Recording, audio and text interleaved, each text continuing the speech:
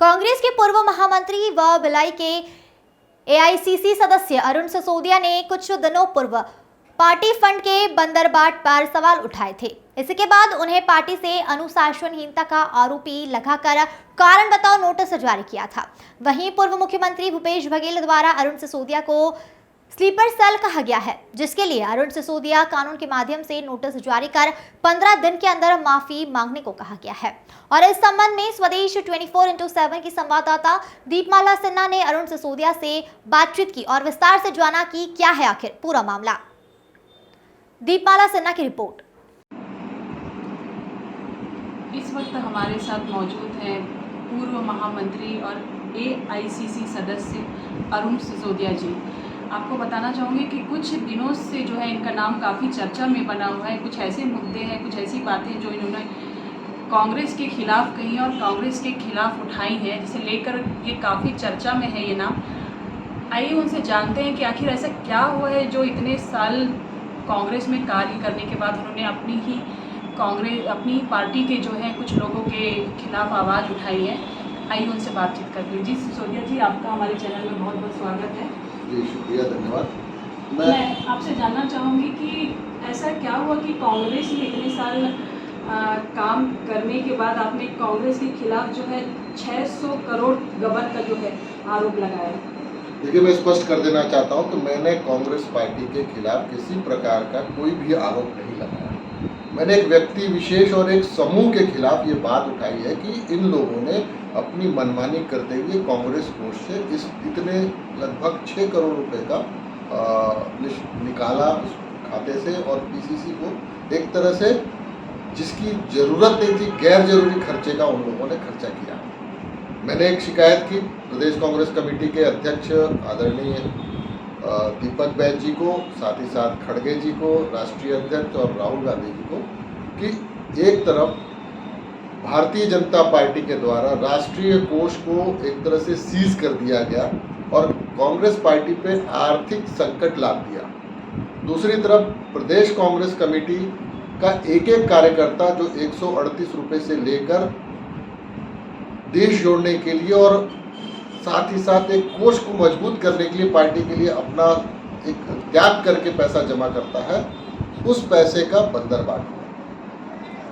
ये शिकायत मैंने आंतरिक पत्र प्रदेश अध्यक्ष जी और राष्ट्रीय अध्यक्ष और राहुल जी को लिखा। मेरी ये सोच थी कि इस पत्र के माध्यम से कहीं ना कहीं प्रदेश अध्यक्ष जी और हमारा संगठन संज्ञान में लेते हुए इसकी जांच करेगा, पर इस विषय को मीडिया में किसी के द्वारा शरारत करते हुए शायद सत्यापित किया और जिसके कारण ये एक मीडिया का सेंसेशन बन गया जो लोगों की जानकारी में आया।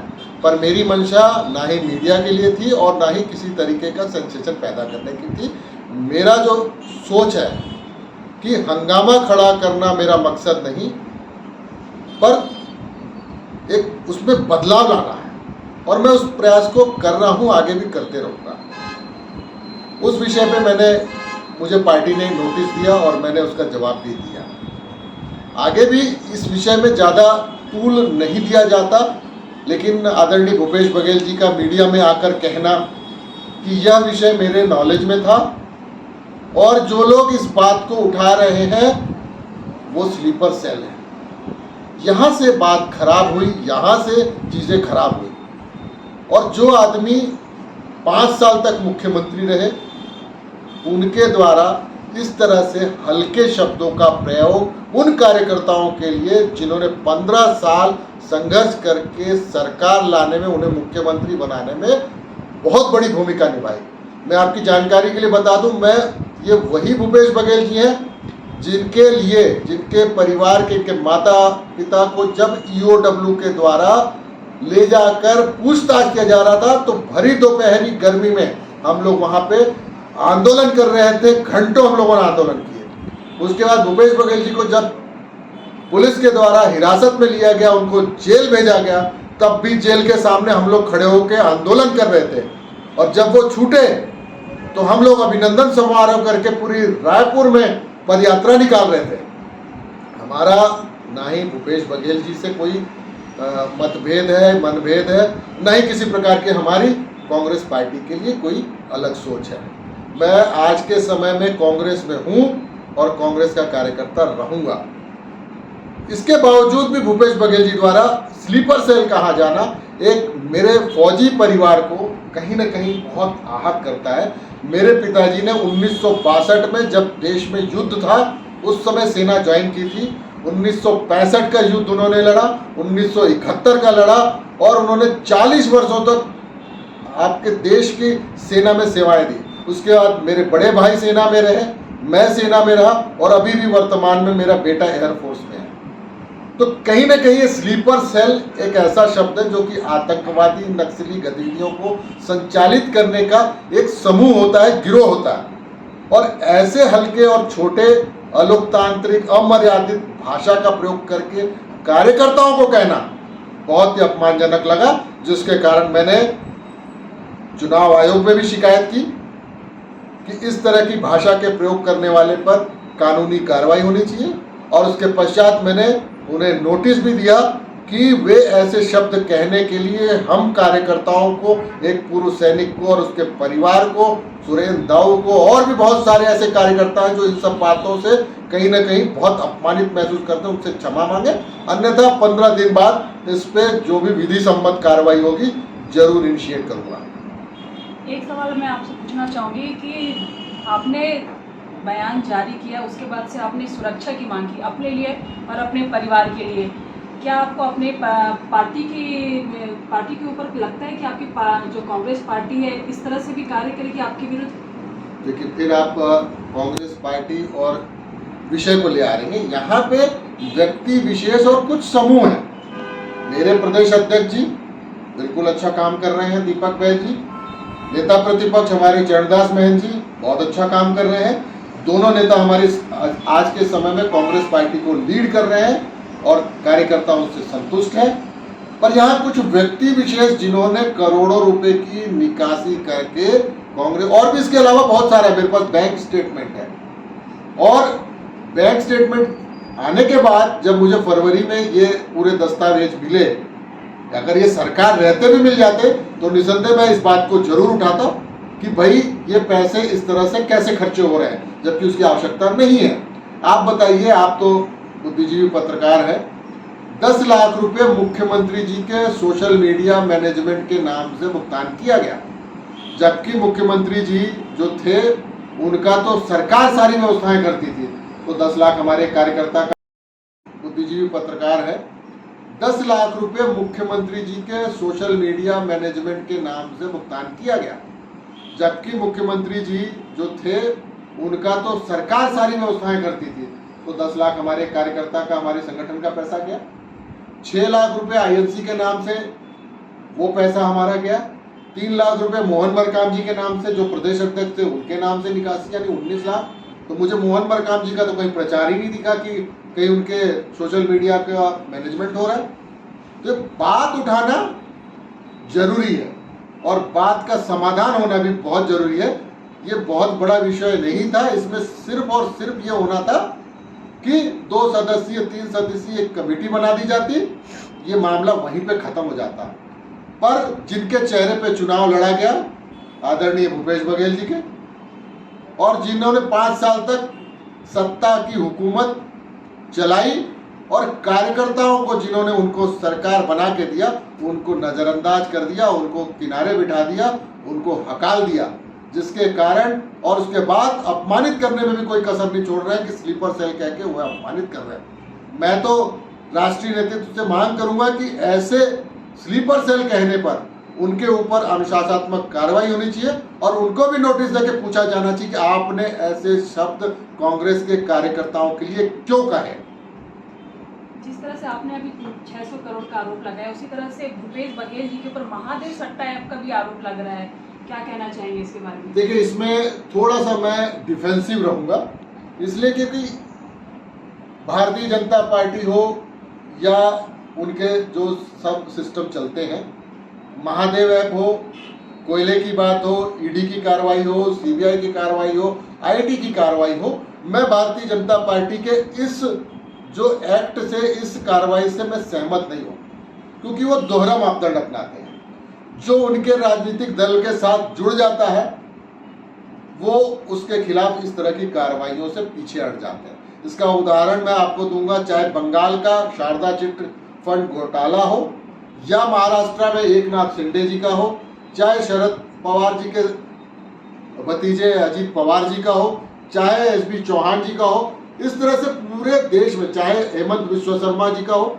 आप करिए, मैं तो बोलता हूं पूरी तरीके से जांच करिए।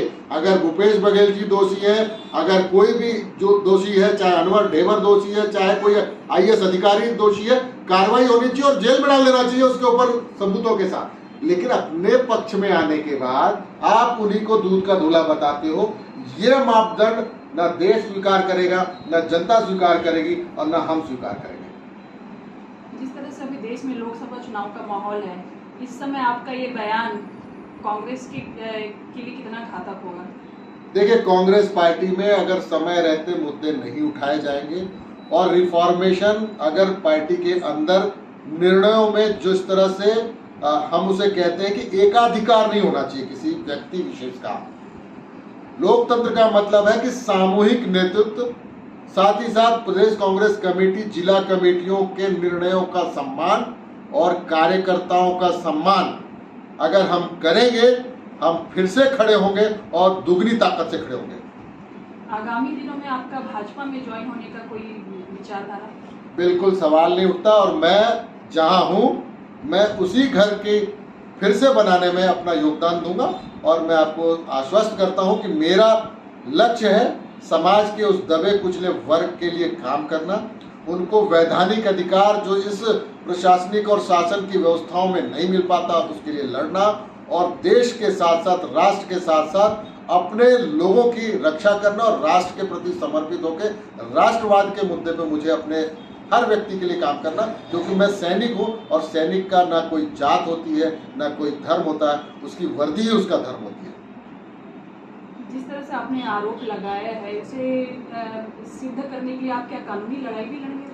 बिल्कुल, मैंने जो नोटिस भेजा है उसके लिए मैं अगर अवसर मिलेगा और अगर ये इन्होंने सार्वजनिक उसकी क्षमा नहीं की तो मैं निसंदेह 15 दिन बाद मैं कोर्ट में उसको आवेदन करूंगा और कोर्ट के माध्यम से इनको जवाब देने के लिए बाध्य करूंगा। आगे जाके कहीं समझौता करने का कोई चांस है कि मतलब जिस तरह से आपने जिन लोगों पे आरोप लगाया है उन लोगों के साथ क्या आप समझौता करने की कुछ गुंजाइश है कि ये लड़ाई आगे तक चलेगी आपकी? देखिए, कांग्रेस पार्टी का संगठन जिस रूप में काम करता है, कर रहा है, और कांग्रेस पार्टी के प्रदेश अध्यक्ष जिस तरह से संगठन को चला रहे हैं, हम उससे संतुष्ट हैं।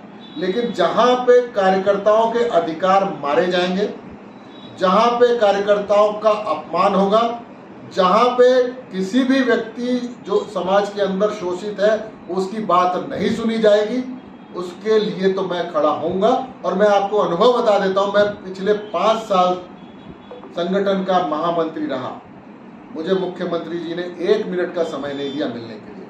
जब मेरे जैसा महामंत्री 40 प्रदेश कार्यकारिणी के सदस्यों में 5 लोग ही मिल पाते थे, 35 लोग पिछले 5 वर्ष उनसे नहीं मिल पाए। जिला अध्यक्ष हमारे 36-37 हैं, उनमें से 6 लोग मिल पाए, 30 जिला अध्यक्षों को समय नहीं मिला व्यक्तिगत बात करके संगठन और निचले स्तर की जो बातों को रखने के लिए। इस कारण हमारी सरकार गई, और जो चेहरा दोषी था, जिसे कि हम भूपेश बघेल जी के रूप में लोग कहते हैं कि मुख्यमंत्री ही चुनाव में चेहरा था, अगर सरकार बनती तो निसंदेह भूपेश बघेल जी ही मुख्यमंत्री बनते। तो हार की भी जिम्मेदारी उनकी है, नैतिक जिम्मेदारी उनकी है, और उनको इस नैतिक जिम्मेदारी के कारण अगली लाइन से अपने आप को पीछे करना चाहिए।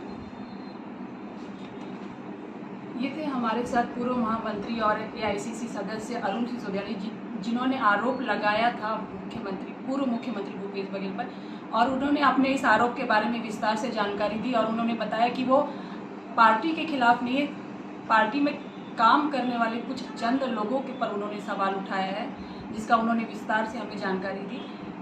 दुर्ग से स्वदेश चैनल के लिए मैं दीपमाला सिन्हा।